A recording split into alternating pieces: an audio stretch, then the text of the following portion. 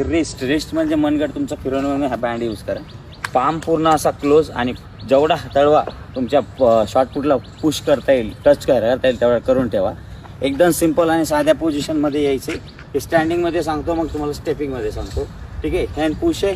हात जर आपण इकडं किंवा बॅकवर्ड किंवा साईड करायची गरज नाही आहे. याला जागा द्यायची, तर थोडा टर्न करायचं आणि एल्बो पुश करायचा. सिंपल आहे. श्वास घ्यायचा, हे लिफ्ट आहे, हँड आणि फोर्स करायचा. ठीक आहे. मला सांगितलं की रिस्ट तुमचं जरा पण फिरवायचं नाही आहे. थ्रो करते वेळेस तुम्हाला जेवढा फोर्स ह्या थ्रोला लावता येईल तेवढा लावायचा आहे. ठीक आहे. ही मुवमेंट ठेवली आहे, प्रेस केला आहे, हँड फोर्सने दाबायचं आहे इकडं.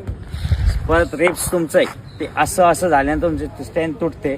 त्याच्याने फोर्स हा तुमचा फोर्स हँड करतो. हा हँड बेसिक त्या गोळ्यावर फोर्स क्रिएट करत सोडा. त्याला इम्प्रूव्हमेंट होईल आणि तुम्हाला जर्क लागायची बी सवय लागेल. पण त्या गोळ्यावर फोर्स लावण्याचा प्रयत्न करा. ओव्हर स्पीड काही कामाची नाही. जोपर्यंत तुम्हाला फोर्स नाही लागत, शॉर्टपुटवर फोर्स नाही लागत, तोपर्यंत त्याला रिपीट प्रॅक्टिस करा.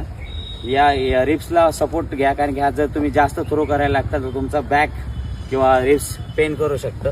त्याच्याने हा थ्रो यूज करा. मी स्लो मोशनमध्ये हा व्हिडिओ दाखवतो, नक्की पहा. याचा नक्कीच तुम्हाला फायदा होईल.